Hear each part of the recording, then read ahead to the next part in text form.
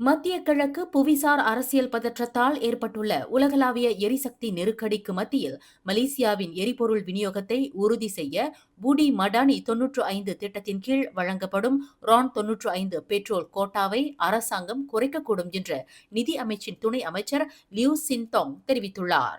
இன்று செவ்வாய்க்கிழமை நடைபெற்ற ஆஃபின் மார்க்கெட் அவுட்லுக் மாநாட்டில் பேசிய லியூ சின்தோங், தற்போதைய 200 லிட்டர் மானிய கோட்டாவை 150 லிட்டராக குறைப்பது குறித்து அரசாங்கம் பரிசீலித்து வருவதாக கூறினார். புள்ளி விவரங்களின்படி 80% மலேசியர்கள் மாதத்திற்கு 200 லிட்டருக்கும் குறைவாகவே பெட்ரோல் பயன்படுத்துகின்றனர். மேலும் 60% மக்கள் 150 லிட்டருக்கும் குறைவாக பயன்படுத்துவதால் இந்த நடவடிக்கை பரிசீலிக்கப்படுகிறது.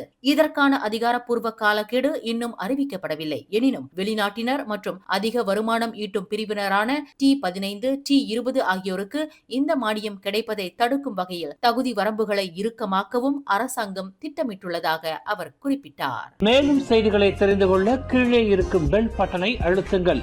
உங்கள் மகிழ்ச்சியை வெளிப்படுத்த லைக் மற்றும் ஷேர் செய்யுங்கள். தொடர்ந்து திசைகளோடு இணைந்திருக்க சப்ஸ்கிரைப் செய்யுங்கள்.